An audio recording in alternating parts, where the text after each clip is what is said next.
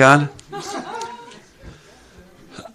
I'm in a weird place here because there's people here that know the players, and I will not perpetrate a harm in this deal. So I'm going to be talking in generalities. If it doesn't make complete sense, please forgive that.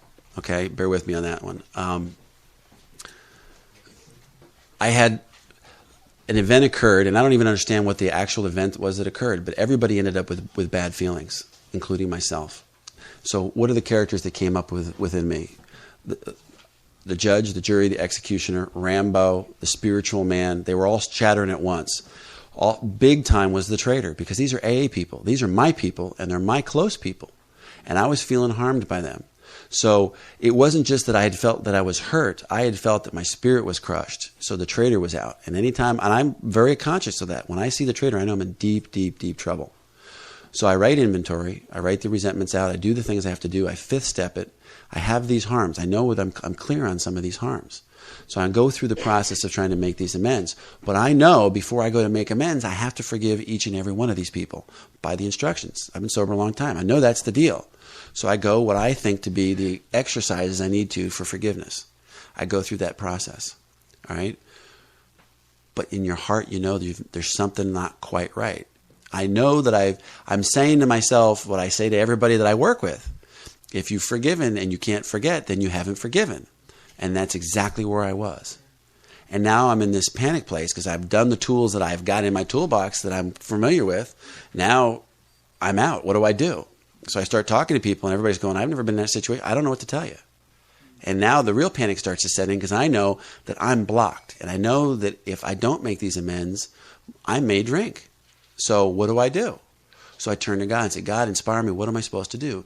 And I start praying and meditating for these people. I start doing love light meditations. That's helping. And then I just got inspired. Well, let's go back and look in the big book in the 12 and 12 at everything that's in there about forgiveness. And there's really a logical process in there about forgiveness and what Bill tells us to do. And he talks in there about the need to forgive everybody before you start striking out and trying to make amends. If you're going to go ask for forgiveness from someone else for the harm you caused, then you need to forgive them before you go. But you have to be clear on the harm you caused. That was the first thing I was having trouble with. I thought in my mind they had done this to me, but I still can't get free of this. So obviously I know the promise is my problems are of my own making. So I've got something wrong inside of me that I have to figure out. So that's when I started looking at the emotional banker because I knew that the traitor was around. Anytime the traitor's around, the emotional banker's around. So even though I could forgive the harm that they might, and this is all perceived on my part, they may or may not have harmed me. It's my perception that I was perceiving that I had been harmed. So I perceive this, and I say, okay, I'm going to forgive them for that, but that still left the emotional banker, and that's what I was sensing. There's something wrong in it. I haven't forgotten because the emotional banker is still racking up interest. Until those SOBs come to me and make amends for what they did to me, I'm not going to forgive them completely. It's always going to be sitting in the back of my mind. Does that kind of answer where you guys are going? Okay. That being said, this is our course. That's the next thing here. The quote comes from the big book. This was our course. We realized that people who wronged us were perhaps spiritually sick. Though we did not like their symptoms, column 2, and the way these disturbed us, column 3, they, like ourselves, were sick too. And here's the instruction that the big book gives us. We asked God to help us show them the same tolerance, pity, and patience we would cheerfully grant for a sick friend. Who am I praying for there? For me. For God to come in and soften my golf ball, to soften the crust on my heart, for me to be able to find true forgiveness. For God to enter, because I didn't have the power to kill the emotional banker of my own. I'm powerless. That was going to have to be the grace of God, which meant I'm going to need to have prayer, and meditation, prayer and meditation. And it took weeks and weeks and weeks of prayer and meditation every single day for my heart to soften, to cancel out the emotional banker. This is not one of those things where you do a 4-step, a 5th step, and then boom, you're free. This was something that took me a while, a long while. All right. Then the 12 and 12 gives us some more information. It says, when prideful, angry, jealous, anxious, or fearful, we acted accordingly. And that was, here we need only to recognize that we did act or think badly. Try to visualize how we might have done better and resolve with God's help to carry these lessons over into tomorrow, making, of course, any amends still neglected. Once I started entering into this prayer regime that I was doing, then I needed to get a vision in my head of what was it that I did wrong. See, where I was taking offense for their behavior. They weren't intentionally trying to hurt me. I was perceiving harm. They were reaching inside my wall and touching something. They had no idea they were touching it. And I was reacting, feeling hurt. Does that make sense? That's where the problem lay. And I couldn't see that until I sat down. I'd softened my heart enough with prayer to be even willing to look and then try to develop a vision of what really occurred here. As soon as I could see that they weren't intentionally trying to harm me, then there was no conspiracy theory, It killed the whole thing, and poof, there went the emotional banker. There was enough there just to say, get out of here. That's ego. You're gone. Next. Then I was able to start down the path of amends and truly mean the amends and going through. And that took God's time. And I went and I made the amends I needed to make. All right. So here's what I had to do. I had to write out how I can be helpful to these people, right? That's what the instructions of the big book. How can I be helpful? What does it look like to be kind and tolerant to that person? The big book gives us a thing. It says God will show you how to take a kindly and tolerant view. Write it out. What does it look like for me to be kind and tolerant to the person that I absolutely loathe and can't forgive? All right? And that's what I had to do. And then here's the prayer regime that I used. I even wrote the prayers out. There's 3 sections there. Just fill in the blanks with their names. All right? Once that whole process was done, then underneath the line at the bottom of the page are the instructions that the big book gives you when you go to make the amends to these people that you can't forgive. In the past, you were not able to forgive. Once you feel like you're spiritually ready, that you've truly forgiven, the big book gives us, and the 12 and 12 gives us some stuff. It says, if an enemy, go to him in a helpful and forgiving spirit. All right? The reason I wasn't forgiving them because I felt they were an enemy. Confess my former ill feeling and express your regret. That was a hard pill to swallow, Their faults are not to be discussed. We stick to our harms. Very, very difficult in my case, just to sit there and bite my tongue. And the actual amend, I went and made this amend, and the person sitting there was just unloading on me. And 99.9% of what they were unloading on me, I felt was 100% distorted, out of the box, wrong, wasn't even the right. And I just had to sit there and bite my tongue and smile and pray. I was praying. I don't even know how long it was. It was at least an hour. I was sitting there praying. And when I got to the amends questions and I asked those questions, they said, sit there and shut up and listen to what I have to tell you. And I had to get some more. And I just listened. But I was protected. I was wrapped up. I was bulletproof. I would not have been had I not done this exercise beforehand and gotten myself spiritually ready. We ask God for strength and direction to do the right thing, no matter what the personal consequences may be. We are willing.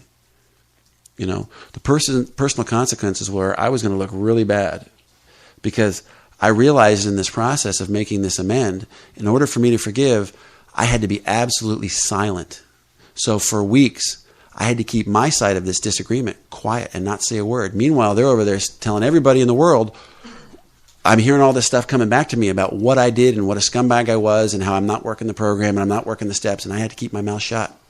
So my camp is quiet and their camp isn't. Very difficult to do. But let me tell you, it's one of the best growth experiences I've ever had in my life, to stand on principle. All right? We must not shrink in anything. We don't delay if it can be avoided. Right on down the line. Emmett Fox has got a great quote, and I won't take the time to read it, but he talks about it takes 2 people to create a prisoner, the prisoner and the jailer. The jailer is just as much a prisoner as the guy he's in charge of, because he's locked in the same walls to make sure the other guy doesn't get out. The reality is there's an ancient Chinese parable about the man who gets thrown into prison, and for 30 years he has no idea why he's in jail, and he's falsely accused. He has no clue, and every day the guy comes and opens up the door and puts in the food and the bread and the water, and the guy's in there, and he's marking it off, and he's praying and meditating. He can't figure out, what did I do? Why am I in prison? But he never bothers to ask the jailer why he's in prison. But every day at the same time, the guy finally says, I'm going to kill myself. But just before he gets ready to kill himself, he says, what? Before I do that, let me talk to the jailer. But he looks out the gate, and there's nobody there. And so he reaches up and grabs a hold of it, starts to shake it, and the gate just opens up. The door wasn't locked. So he looks through, and he kind of walks out, and he walks up the stairs, and there's 2 guards standing right at the entrance to the door.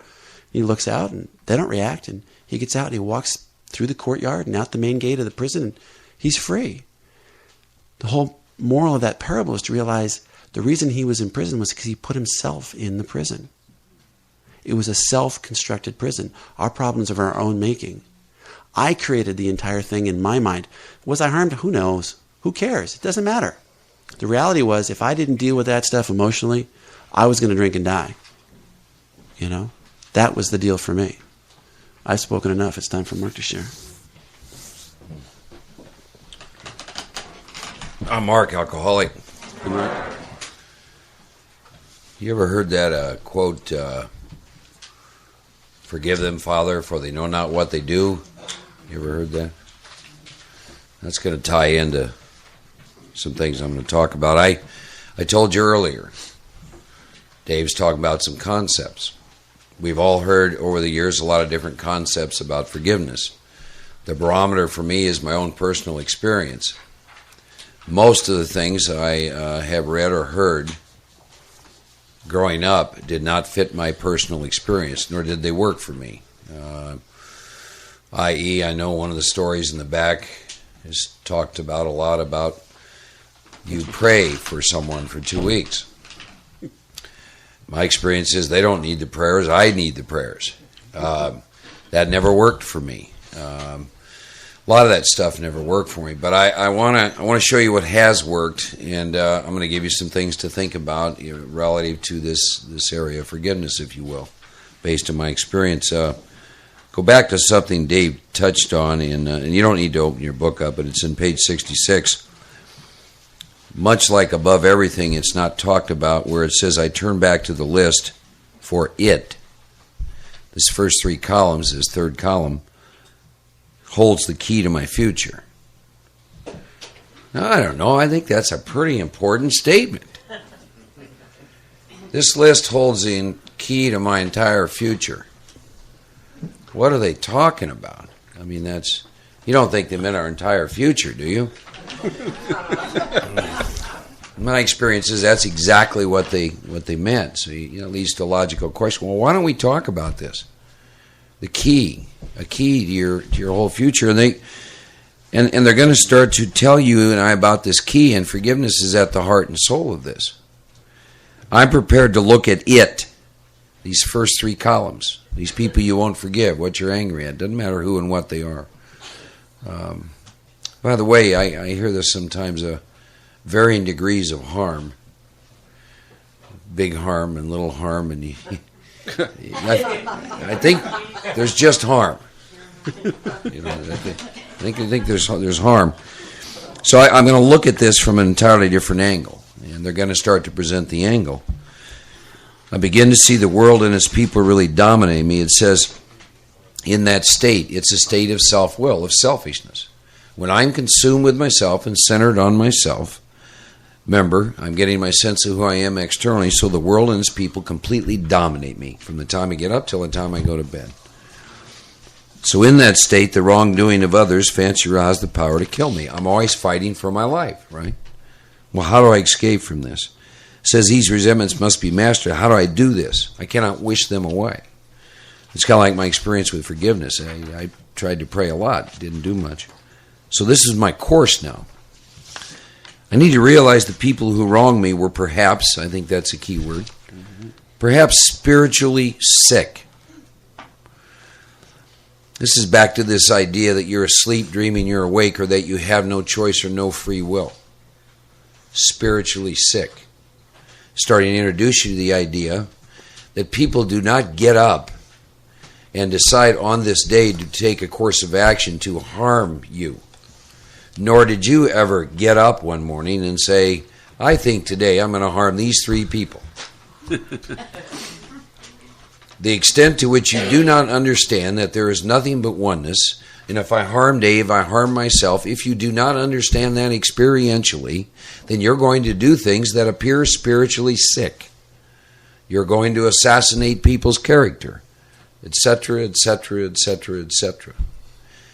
That's what the term spiritually sick means. If you don't understand oneness, in the 5th step you disconnect from ego. 7th step you connect with God. 9th step you connect with your fellow brother and sister and you become one. If you to the extent to which you do not understand is the extent to which you will put harm out into the universe. It says, though I don't like their symptoms and the way these disturb me, they are like me or sick too. So here's the deal.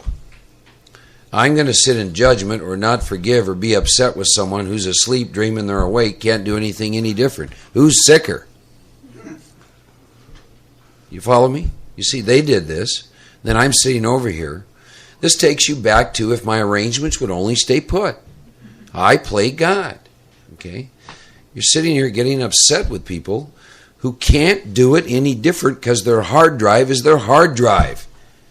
Get it? Your hard drive is your hard drive. It's the same for you as it's the same for them, whether it's your mother or your father, anyone you can't forgive, or anyone, quote, that you think has harmed you. And it's just every bit as true with regards to, quote, people you've harmed. Your hard drive is your hard drive. Okay? You can't alter it. You can't change it. Unbeknownst to me, the steps, God, reprogramming. I had a virus in there, if you will. We get reprogrammed in this process. And so the book's trying to introduce us to a key to our entire future. And that key is waking up to this. And goes on to say that, ask God, help me show these people. Same tolerance, pity, and patience, I would cheerfully, check this out, I would cheerfully grant a sick friend. If you don't understand what it is I just said, you can't do that. Because self is still intact. See, self cannot forgive. Dave came down and he and I did some work around this piece he's talking about. And I said, Dave, self can't forgive. You can't forgive. Well, what do? Well, we're going to do a 5th step. And in the process of that part of you that needs forgiveness is going to die. And then there's nothing that needs to be forgiven. Because self cannot forgive. It's impossible. Right? And that's really what happened in that process. Is the part of him that was injured evaporated. And what happened? I watched it. I watched it right in front of my eyes. I watched him get taken to a place of love and kind and compassion because he finally understood. My God, none of this was being done intentionally. None of it. So when that happened, there was no longer, the issue of forgiveness was no longer there in this process. I got to add something right there. It was absolutely critical that I was sitting across from somebody who understood and had been down the path. If I was sitting across somebody who had the exact, and let's say an old timer with 40 years of sobriety who had the same baggage, who had never cleaned it up, they would have looked at me and said, you poor kid, the same exact thing happened to me, those dirty SOBs, your feelings are okay, go do a 90-90 and you'll be all right, and I'd have died. It'd have killed me. There's a real importance on who is hearing the work that you're sharing. Because if they're going to co-sign it and talk you out of it, they're signing your death warrant. Goes on to talk about we avoid retaliation or argument. See? Why? Because I wouldn't treat sick people that way. Now I want to go back to this. Because I'm like Dave. I'm sure there are some of you in here that have this idea, or there's some people that I'm just not going to forgive. Or you have some ideas about yourself in terms of some things that you've done. What I want you to consider, and maybe what I want you to get over, is that you have never intentionally chosen to do that, nor did they.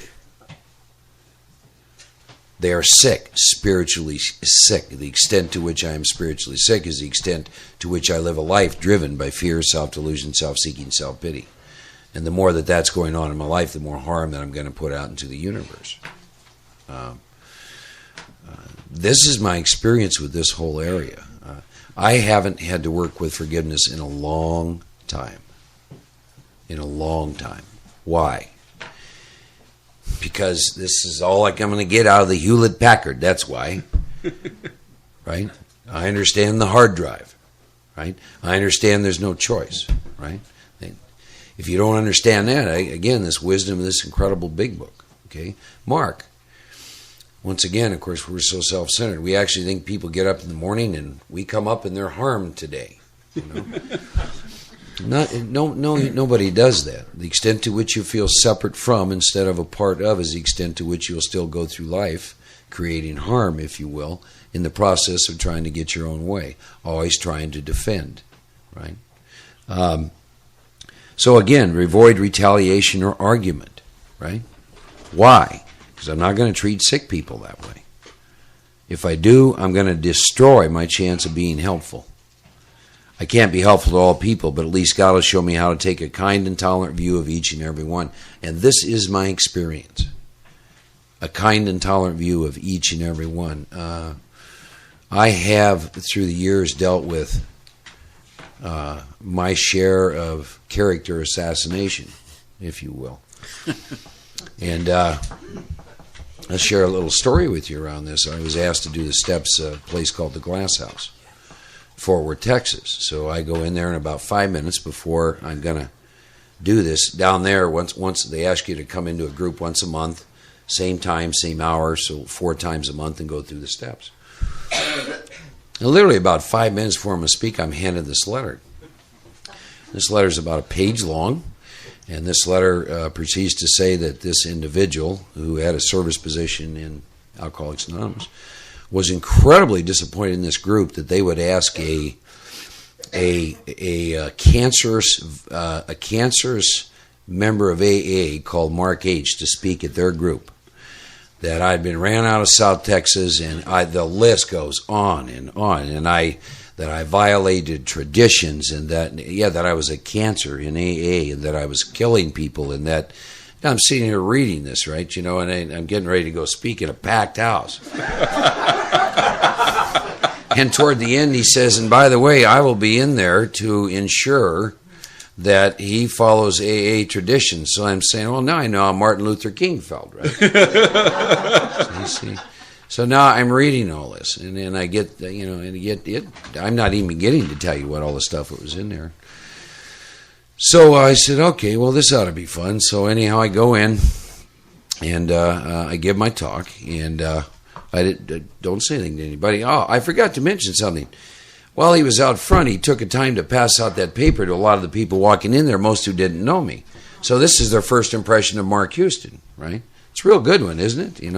And so I go back home, and the second time I go over there, I'm talking about the second and third step. So I wrote some four-column inventory. And and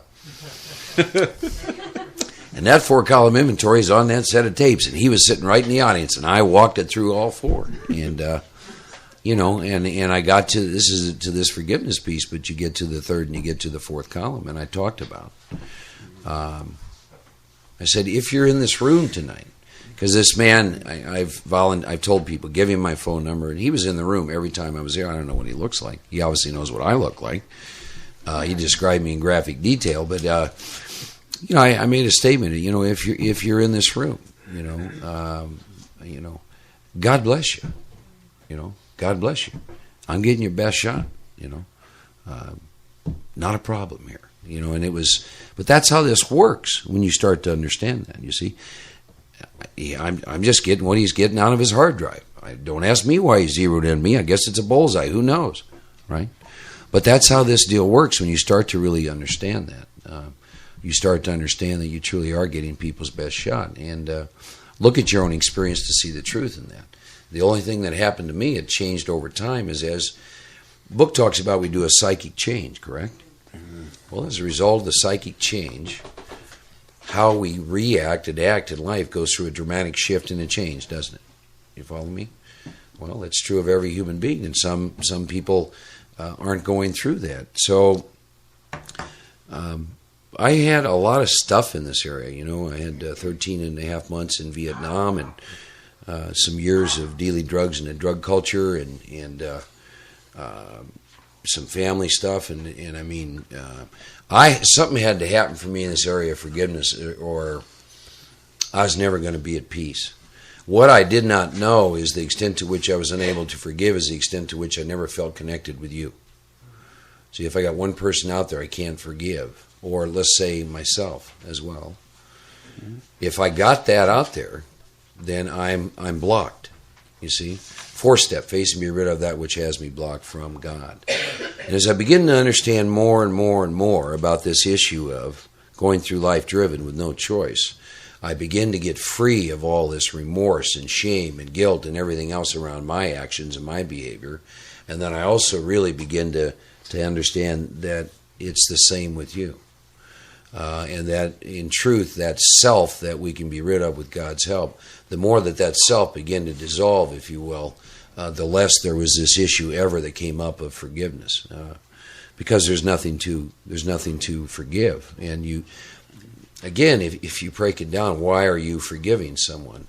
Because there's a part of self that is either hurt, threatened, or interfered with. Well, what if that part isn't there to begin with? So that's some of my experiences. That, in the big book, in the 9th step, in several places, gets into this forgiveness, and using the words, page 77, go to them in a helpful and forgiving spirit. You cannot manufacture a forgiving spirit. I really think it's cute when the drunks get in this 90-10. Well, 90% of the harm is his fault, and 10% is mine. And my response to that is, good, then you're 100% responsible for your 10. It's just ridiculous. I think often of my parents and my brothers and the incredible stuff that happened, and being able to love them exactly, as they are. And this was more with, say, myself than so with them. But you get to this area of when you start to wake up a little bit and you start to look at these people that have loved you and cared about you. If you're like me, it just shook me down to my core, because you sit there, and I've thought of my mother particularly. But lays there for year after year and night after night, and is the phone going to ring, and has Mark been scraped off the pavement somewhere? It's like, how do you set that right? How do you clear that up? How do you get free of that? Well, some of it is that you no longer do that, and you're accountable and responsible, and you call with a lot of frequency, and there's a dramatic change in your behavior. And the other thing is to understand that I wasn't waking up choosing to do that. And those in those areas, I begin to get free of that. And as that began to happen within me, then my ability to forgive, if you will, others reached completely new dimensions, because I began to understand I did get my best shot from my parents. I got the best their hard drive could give me. That's the way it was. It's not going to change. Same with my brothers. Same with, the list goes on and on and on. And I'm a free man in that area. There's nothing to forgive.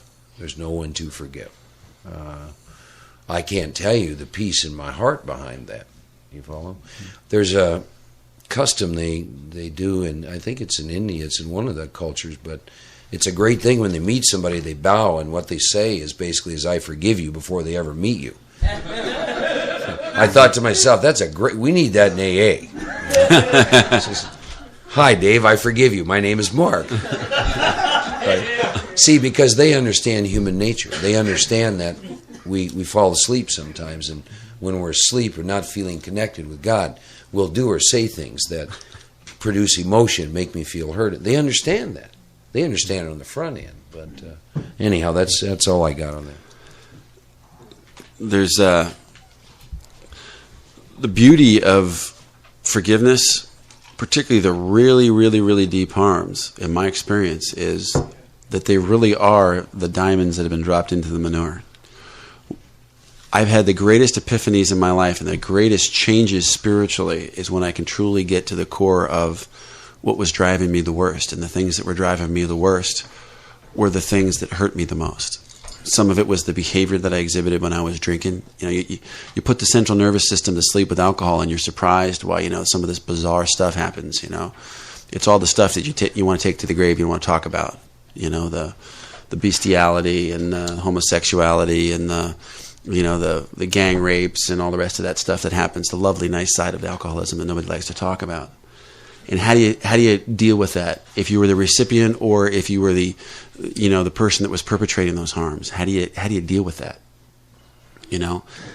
And if you can come to terms with that by using the tools and really, truly get spiritually free from that, man, the hardest things in your life, and just look around the program, the people that have gone through things like that have had, a child murdered by somebody, and they go and they make amends to the person that murdered their child for the terrible, insensitive feelings that they had, and the hate and the true poison that was killing them.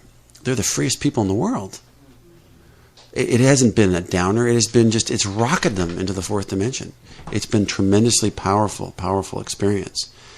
Two things I'd like to share. One is if you have a harm that you can't forgive for somebody that's in these rooms, one of the tools that I used that I did not talk about was, imagine if you went out drinking again, and the person that you refuse to forgive is the person that shows up on your doorstep when you call Intergroup for a 12-step call to come save you. Yeah. It hurts. It changes your tune. It really changes your tune. That's where the rubber meets the road. There's a guy by the name of Samuel Johnson who lived in the 1700s. He was a lexicographer. Anybody know what a lexicographer was? I had to look it up. Lexicographer is a guy who writes dictionaries. And he was witnessing, and he said, God himself, sir, does not propose to judge a man until his life is over. Why should you and I? When I read that, man, it touched a tone in me. Who in the heck am I? There's somebody else that's got a heck of a lot more power that's going to do the final judge. I don't need to do it. A guy by the name of Gerald Jimpolsky. Inner peace can be reached only when we have practiced forgiveness. Forgiveness is letting go of the past and therefore the means for correcting our misperceptions. Interesting. Our misperceptions. This came alive for me after I'd gone through this work. Our misperceptions can be undone now, and this is possible only through the process of letting go whatever we think the other person may have done to us, and whatever we may think we did to them. Through true forgiveness, we can stop the endless cycle of guilt and look upon ourselves and others with love. Forgiveness permits us to let go of all thoughts that seem to separate us from each other. Without the belief in separation, we can accept our own healing and extend healing love to all those around us. Healing then becomes a thought of unity. As inner peace is recognized as our single goal, forgiveness becomes our single function. When we accept both our function and our goal, we also find that listening to our inner intuitive voice as the source for direction becomes our only guide to fulfillment.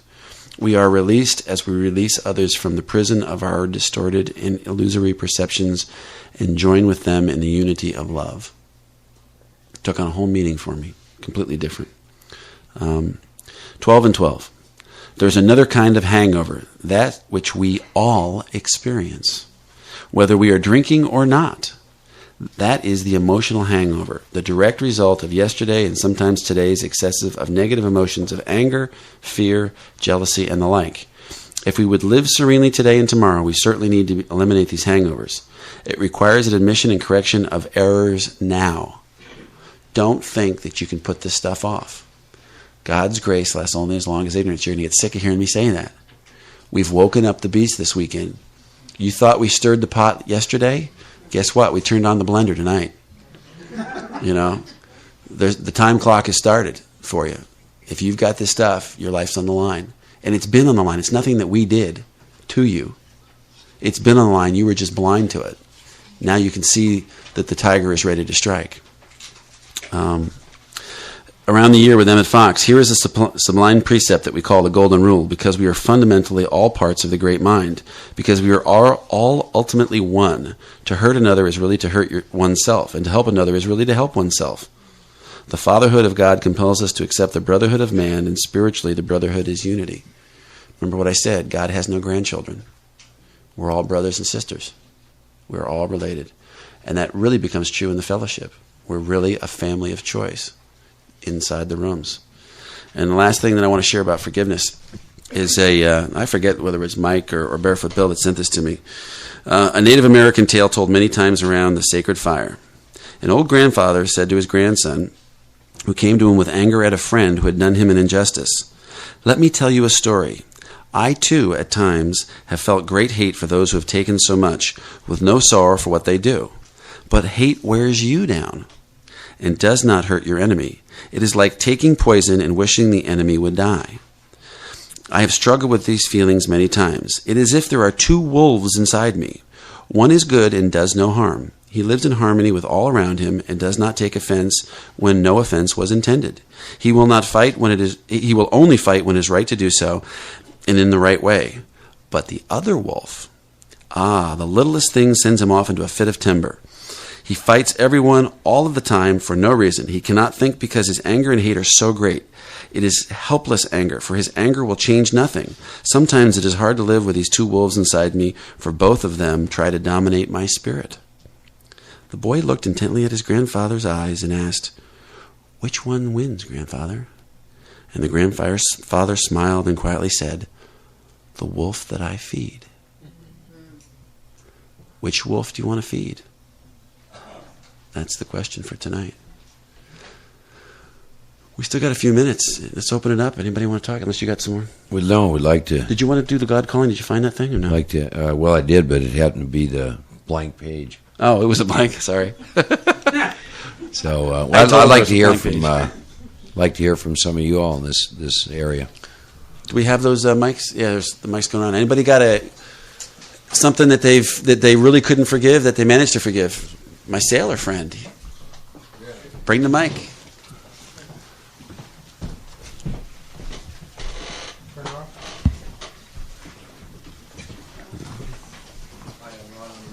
It's not on. Let's try the other one. Wait, is the other one on? Is that? Let's try it again. Nope. Nope. Try it. There you go. Yeah, you're on. I'm Ron. I'm an alcoholic. Hey, Ron. And this is a great thing. This forgiveness. I too knew nothing about forgiveness, and I got divorced in 1978. I wasn't all that great about making my payments every month, but I did the best I could considering everything, and I kept receipts and what have you. And I really wasn't. I was still drinking, and I still wasn't close to the family at all. But anyways, as years went on, I started in sobriety, trying to get back with my son, and blah blah blah, and trying to resume and get some kind of a relationship going. But he was on drugs.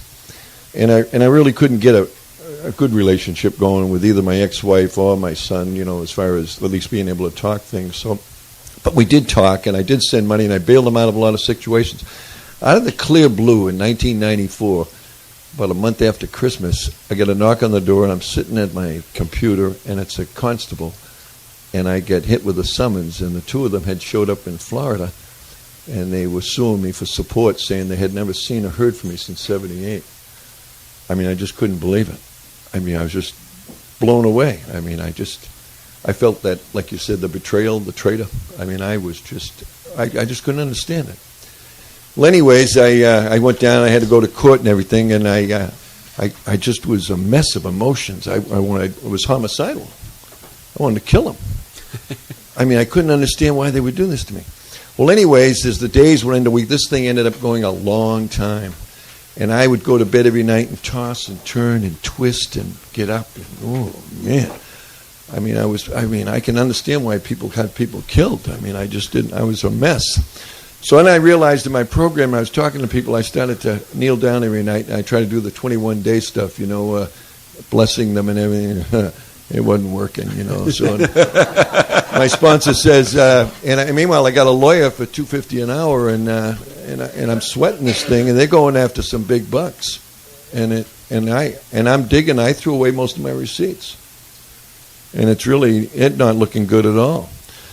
And so I continued this praying, and I said, Lord, I kept asking God. I says, I can't forgive them. I don't even know how to start that process, but I says, I wish them the best, and I says, and I started going at it this way. I says, teach me to forgive. Teach me to forgive, because I don't know anything about this. I want to kill them, not forgive them. And I did this every night for about another 60 days.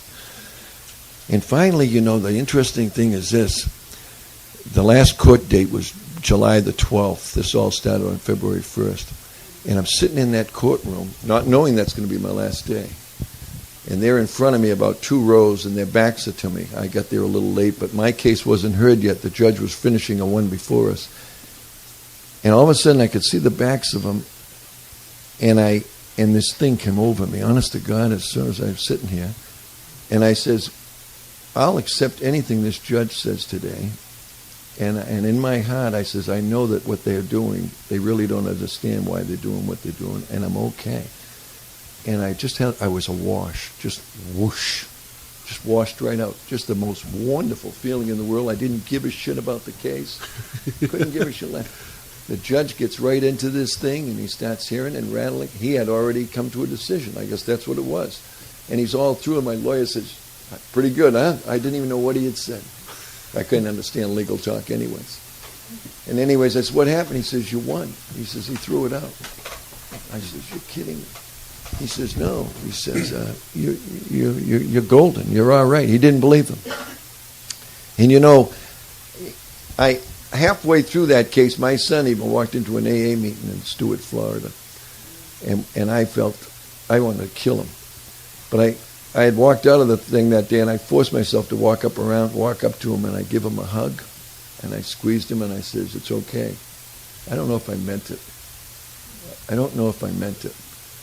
But I did it. And the long and the short of it was, after this case, 2 years later, my son calls me. He's running from the law in Massachusetts. He's a burglar. And he jumped bail. And he calls me, and he's on the phone with me, and he's crying, and he's asking me what to do. And I tell him things what I thought he would do. And later on, you know, about 2 years ago, this is all 3 years ago now, but 2 years ago, he calls me on the phone, and he's talking about this whole thing, and he says, you know why I called you that day? He did go back and face the thing and go to jail and get it all done, but he says, you know why I called you that day? I said, I don't know. He says, you hugged me outside of that meeting that day. He says, you hugged me. And he says, I couldn't believe you did that. You really hugged me. And he says, I just knew that everything was going to be all right if I called you. You know, I think that's what it's all about. I think we have to even do things if we don't understand why we're going to do them. I really didn't love him that day I hugged him. And I didn't wish him well. But something made me squeeze him and hug him, and I even, you know, I just did. I squeezed him, and I just didn't know. But I think God works through us in wonderful ways, and I think the wonders we don't understand sometimes, you know. But I mean, I think we just have to do what we think is the next right thing. And the ego's a killer. My ego didn't want to hug him. My ego wanted to kill him. And I don't mean that literally, but I mean, I felt so angry at him, you know. So God has this tremendous power with us, I think, that he can make us go through that and do things that even are beyond our capability. So I'm glad to be here. Thank you so much for that gift. Wonderful story. Anybody else got forgiveness? Yeah, just hand her the mic. Hi, my name's Ann. I'm an alcoholic. Hi, Ann.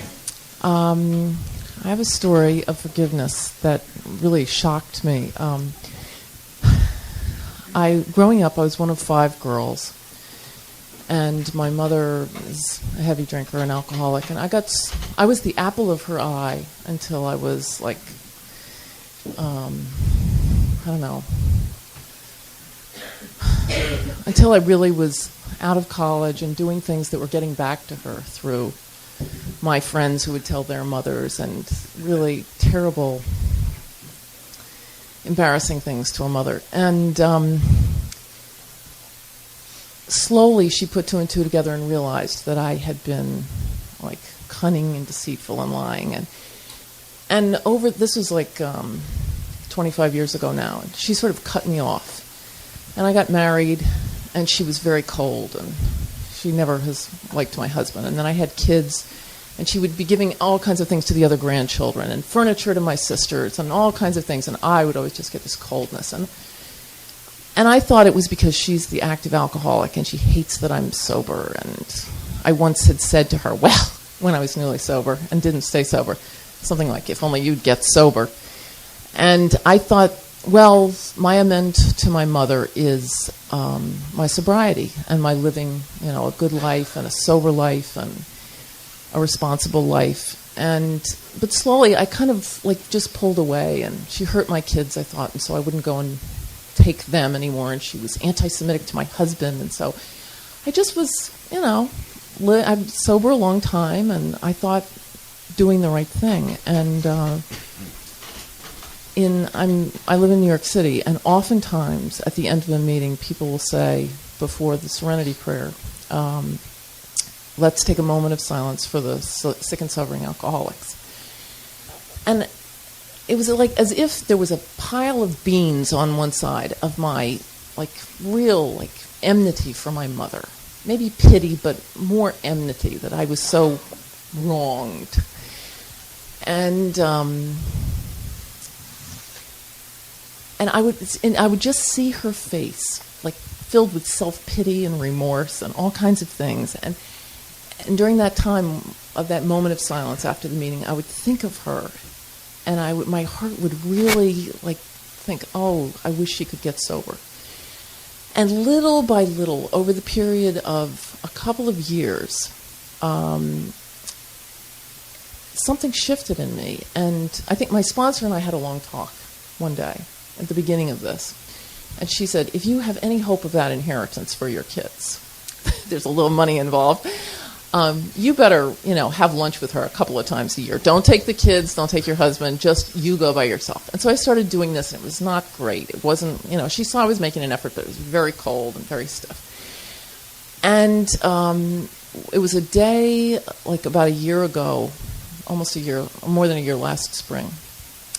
And it suddenly sprang into my head, all the stuff about my responsibility, about my deceit, and about the things that had come back to her, which I'd never really thought about, that would have hurt her. And I wrote her a letter, and it was quite melodramatic, and I wept as I read it. And then I read it to a couple of people, and I rewrote it very simply, taking out all the drama. And I got a letter back from her saying that must have been a very hard letter to write, and that it moved her. And then the next time that I saw her, and every time since then, the relationship has been it was like light speed, whoom! It was 25 years, or more than 25 years, 30 years maybe, of this terrible, sour, tartness, completely evaporated. And these loving phone calls, to talking to my husband on the phone, please give my love to the children, and just a shocking thing, just because of me. It wasn't even that I really did anything. It was such a gradual process. It was I didn't do anything. It was kind of done to me, I guess. And that's my story. Thanks. Would you hand the mic up in front of you? Hi, I'm Mary, an alcoholic. Hi, Mary. I just want to say, a long time ago, my father drank for years, and then all of a sudden he just stopped drinking. And at that point, no program, so it was pretty bad. But anyway, I was a great swimmer, and for years I resented him. I tried to do some of the physical stuff he liked to do. He was very active that way. And I guess, as a child, trying to get his approval.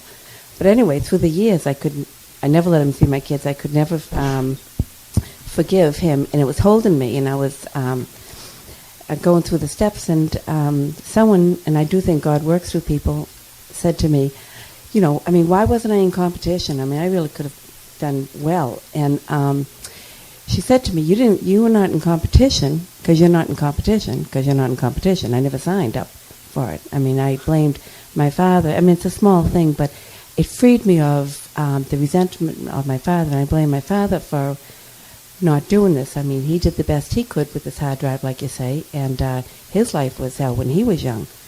So, but it freed me up, and as before he died, we were seeing him and stuff, and a little reserved, but I opened the door. So thank you. Thank you. Comment on, there's nothing but love, and when you can get rid of that which blocks it, the rest will blossom. I remember at times having to do some things in this program. Was this issue of, well, I think they might have done more. And I still remember this man saying to me, and I'd say, well, why do I have to do that? And he said, because you can and they can't. Because they're sound asleep. You're close, but you see, and see, that's the truth. That's why you reached out your hand. She couldn't.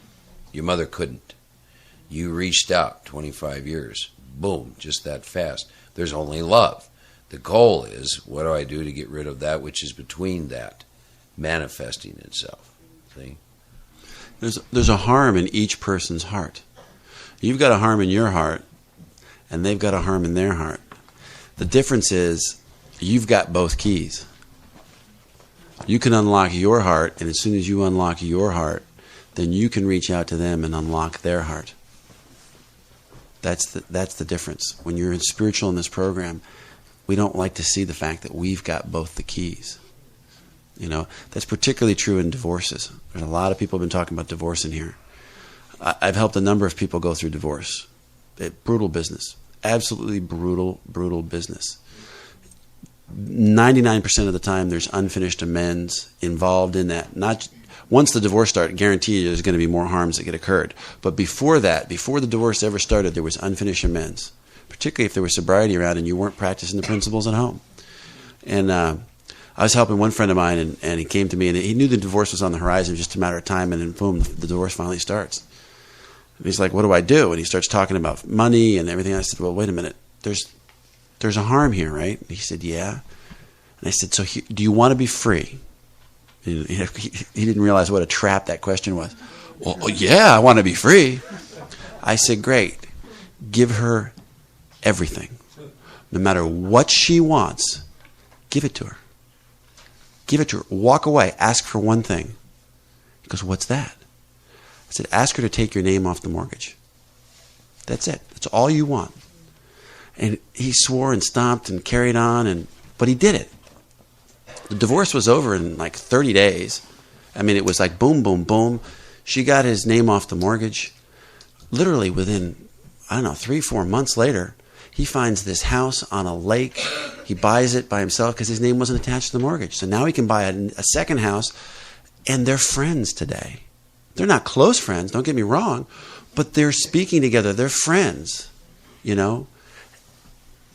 And what did it cost him? There wasn't that much money in the house anyway. It was all the emotional banker stuff. And when he walked away with love and said, whatever make you happy. You want the house, it's yours. You want the dog, it's my dog, but yeah, it's yours. You know, and he came back to me a couple months later and he said, you know what? I went over and I saw her again today, and she even said I could have the dog if I wanted. But my life is so good. I can't have the dog all the time. I got babes. I'm checking out, and he's doing all this stuff. His life is great. You know? So your view through the pipe may not be what's the best thing. Forgive with love, and anything is possible.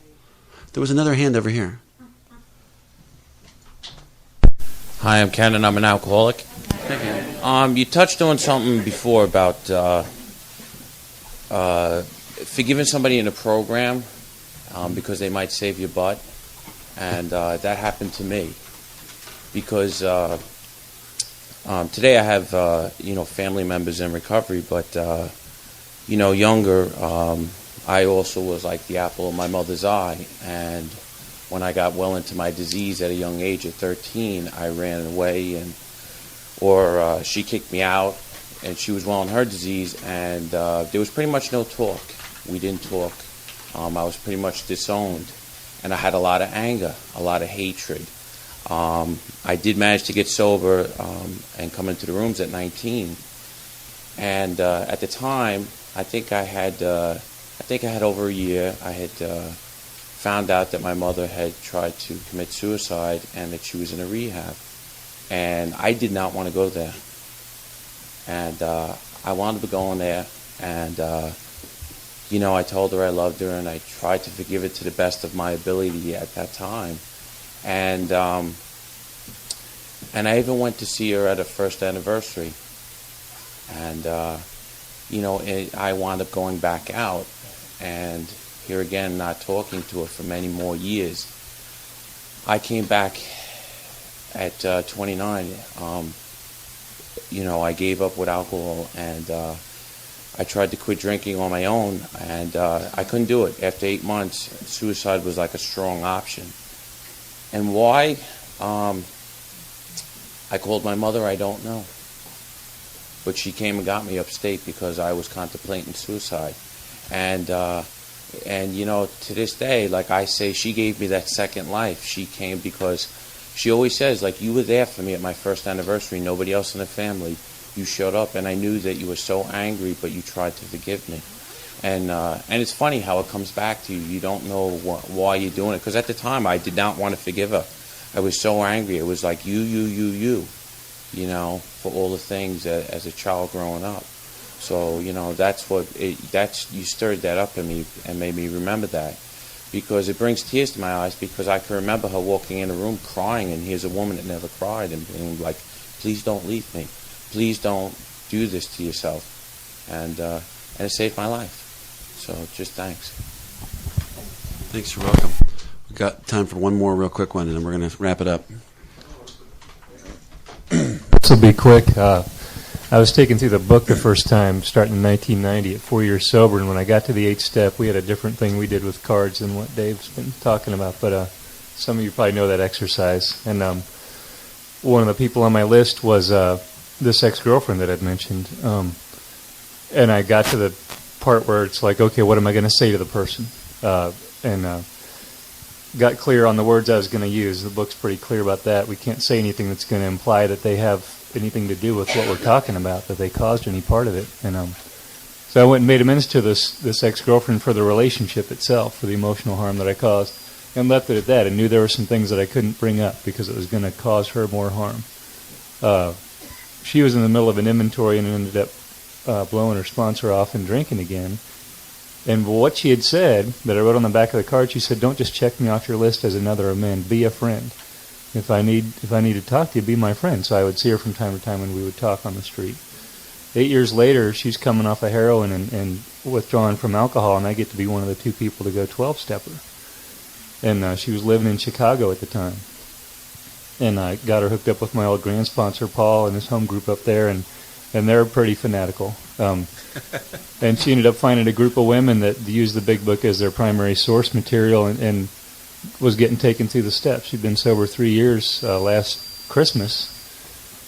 And one of the hardest things for me is to maintain that posture of there are some wrongs we can never fully right, but we would right them if we could, to maintain that posture of readiness. And she called me up and said, I'm going to be in town. Can I talk to you about some harm I think I've caused you? And it wasn't just psyched to hear the harm. It's like I pretty well knew that because I'd written my inventory. I'm like, okay, it's more for her. But what I was given the advice by that Al-Anon lady I'd talked about, she said, if you're going to go make amends, you need to make amends for what you'd done as far as the abortion. I said, I can't do that. I can't bring it up. I can't imply that she had anything to do with it. And I was given that direction. If she brings it up, you have the green light to address it all together. And I need to tell you, it was midnight mass or go talk to this girl at an Alcathon, and she said, this is the only time I can really meet. I've only got a couple days. And I got to sit across the table from her, and when she said the actual words, then I knew we could talk openly, and within an hour we were both weeping and holding each other's hands across the table because we knew that we couldn't have done anything different. I wanted to say thanks to Dave and Mark especially for being here this weekend, but there's that last missing piece that I couldn't get at until Mark said it. This lady in my group took away my right to judge myself, and that's a hard piece to give up. Because that third column is like, that's the cross that I hang myself on, and it's hard to get free of that. But thank you. There's this concept that life is a pool, and you can throw a negative stone in the pool, and the ripples will ripple out, and they'll hit the sides, and they'll come right back at you, and you'll feel the pain that you caused. Or you can throw a positive stone in the pool, and the ripples go out, they hit the side of the pool, and they come back. What kind of stone do you want to throw? I love doing the good deeds because not only does it touch everybody, but it comes right back at you because of the spiritual mirror principle. We've stirred the pot pretty heavy. We've touched a lot of things a lot of people don't want to take a look at. You don't have any choice now, sorry. Don't be surprised if you have even more bizarre dreams tonight. Experience them, let them be. All right? Don't fight it, just let it be. I think it's 7:30 tomorrow morning. Is that correct for the prayer meeting in the other room? 7:15. 7:15 tomorrow morning. There's the prayer meeting. We're back in here. At 9 o'clock tomorrow. If you'd all bear with me for just one more second, if we can. You got anything more? I just want to close with a prayer. Yeah, go ahead. Okay. If we just get quiet for a second, and I'll close. Take us out with a prayer.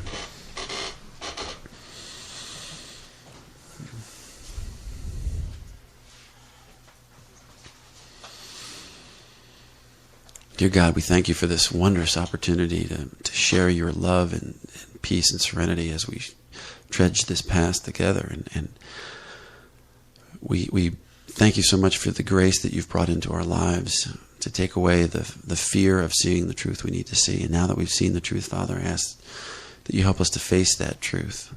And until this spiritual body can again be together, I ask you to keep us safe and protected as we go out from here to do our best to live your will, whatever that may be. In your love, we ask. Amen.